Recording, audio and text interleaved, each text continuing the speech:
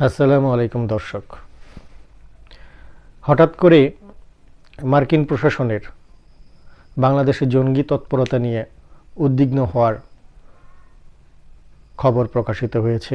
সম্প্রতি মার্কিন প্রতিনিধি আমাদের স্বরাষ্ট্র উপদেষ্টার সাথে একটি সৌজন্য সাক্ষাৎকারে বাংলাদেশ জঙ্গি হুমকিতে আছে এবং জঙ্গি প্রবণতা বৃদ্ধির ব্যাপারে আমেরিকা চিন্তিত, এরকমই মতামত প্রকাশ করেছেন। আমরা জানি বিগত সরকার পতনের পর 5ই আগস্টের পরে বাংলাদেশে নানান রকম নৈরাজ্য অরাজকতা ঘটনা ঘটেছে। তার মধ্যে সবচেয়ে উল্লেখযোগ্য করার মতো ঘটনা সেটা হচ্ছে আমাদের যেই কেন্দ্রীয় কারাগারগুলো রয়েছে, এরকম 17টি কারাগারে ভাঙচুর এবং লুটতরাজ এবং আসামি ছিনিয়ে নেওয়ার মতো ঘটনা ঘটেছে। সম্প্রতি তথ্যে জানা গেছে বাংলাদেশে এখনো পর্যন্ত প্রায় 79 জন জঙ্গি কারাগার থেকে পালিয়েছেন। তার মধ্যে 9 জন সাজাপ্রাপ্ত জঙ্গি এবং বাকি 70 জন বিভিন্ন রকম কারণে অ্যারেস্ট হয়ে জেলখানায় আটক ছিলেন। তাদের মামলা হয়তো বা প্রক্রিয়াধীন ছিল, বিচারাধীন ছিল। যাই হোক, বাংলাদেশে সম্প্রতি 36 জন প্রবাসীকে মালয়েশিয়ান সরকার আটক করেছেন। তাদেরকেও জঙ্গির তকমা দেওয়া হচ্ছে।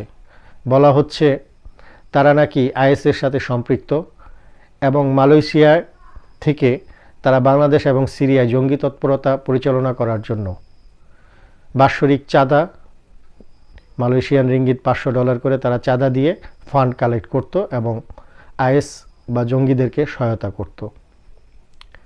আমরা জানি আমেরিকা যখনই কোনো দেশের উপর চাপ ফেলতে চায়, যখনই কোনো দেশের উপর তাদের প্রভাব খাটাতে চায়, তখনই সেই দেশে ঘটে যাওয়া বিভিন্ন ঘটনাগুলো তাদের জন্য বিব্রতকর, তাদের জন্য চিন্তার বিষয়। আমেরিকার এই সমস্ত নানান রকম যুক্তি পরামর্শ নিয়ে সেই দেশটিতে হাজির হয় এবং সেইখানে ধীরে ধীরে তাদের প্রভাব, ধীরে ধীরে তাদের যেটাকে বলা হয় আধিপত্য বিস্তার করার চেষ্টা তারা করে থাকে। এমনটিই ঘটেছিল ইরাকের ক্ষেত্রে, এমনটিই ঘটেছিল সিরিয়ায়, এমনটিই ঘটেছিল লিবিয়ায়। বিশ্বের অনেক দেশে আমেরিকা এরকম জঙ্গি তৎপরতা বিভিন্ন রকমের বিভিন্ন দোহাই দিয়ে সেই সমস্ত জায়গায় তাদের ঘাঁটি গাড়েন এবং আজও পর্যন্ত তারা তাদের প্রয়োজনে সেখানে অবস্থান করছেন। বাংলাদেশ কি তাহলে তাদের পরবর্তী টার্গেট? সন্দেহ করার অবকাশ অবশ্যই আছে। কারণ আমেরিকা যখনই জঙ্গি তৎপরতা নিয়ে কথা বলতে আসছে বাংলাদেশের সাথে, বুঝে নিতে হবে এর পিছনে আমেরিকার কোনো স্বার্থ লুকায়িত আছে। হয়তো তারা এই তকমাটা দিয়ে, এই চাপটা প্রয়োগ করে বাংলাদেশ সরকারকে তাদের মন মতো কোনো ফায়দা বাংলাদেশ সরকার দিয়ে তারা হাসিল করে নেবে, নয়তোবা এই দেশে তারা রাজনৈতিক, কূটনৈতিক বা সামরিক কোনো প্রভাব বিস্তার করবে। অতীতেও আমরা এটা দেখেছি। অতীতের কার্যকলাপ থেকে পর্যালোচনা করলে অনেকটা সেরকমই মনে হয়।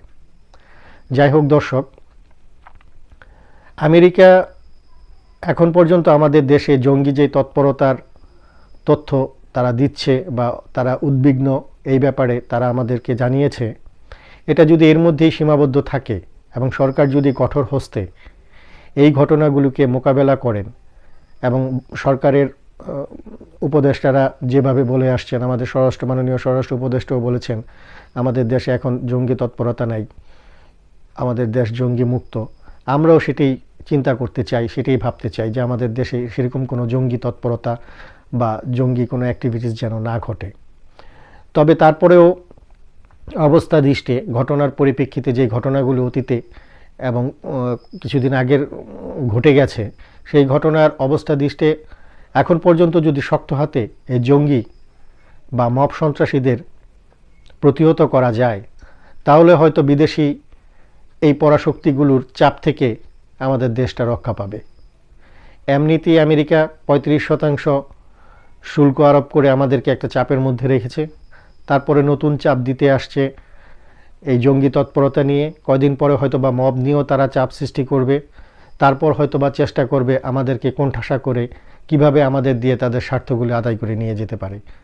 যাই হোক, একটা রাষ্ট্রের সাথে আরেকটা রাষ্ট্রের দ্বিপাক্ষিক সম্পর্ক থাকবে, সব কিছুই ঠিক থাকবে, কিন্তু প্রতিটি রাষ্ট্রের সার্বভৌমত্ব, নাগরিক সুবিধা, নাগরিক অধিকার নিশ্চিত করা রাষ্ট্রপ্রধান বা সরকারের দায়িত্ব।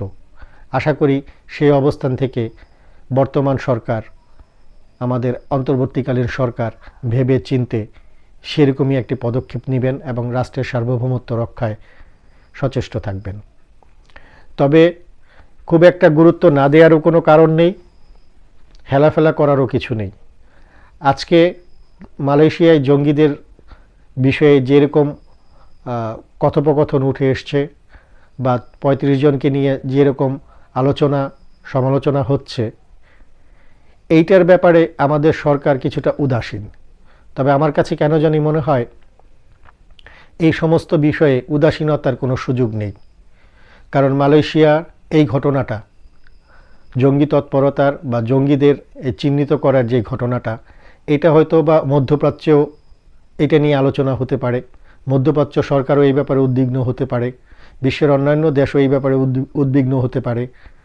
প্রতিটি সরকার যখন এই সমস্ত বিষয়গুলো নিয়ে ঘাটাঘাটি করবে, উদ্বেগ প্রকাশ করবে বা কঠোর হস্তে এই সমস্ত বিষয়গুলোকে দমন করার চেষ্টা করবে, তখন স্বভাবতই আমার দেশের যারা প্রবাসী রয়েছেন, এই সমস্ত দেশে কাজ করেন, তাদের উপর একটা চাপ পড়বে।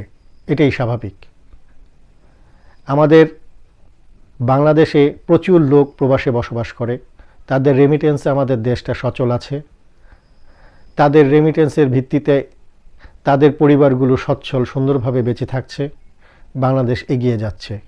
সুতরাং সবার আগে চিন্তা করতে হবে এই প্রবাসীদের স্বার্থ কিভাবে সংরক্ষণ করা যায়, তাদেরকে কিভাবে কোনো বর্তমান সমস্যা বা ভবিষ্যতে কোনো সমস্যা তাদের জন্য তৈরি হবে, সেই সমস্যাগুলো তৈরি হওয়ার আগেই যদি নির্মূল করা যায়, সমাধান করা যায়, তাহলে তাদের জন্য অনেক ভালো হবে, সেই জিনিসটি ভালো হবে রাষ্ট্রের জন্য।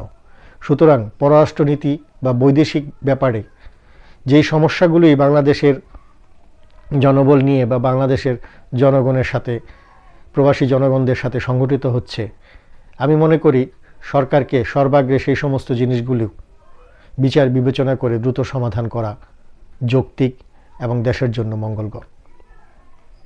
সবাই ভালো থাকবেন। আজকে এই পর্যন্তই।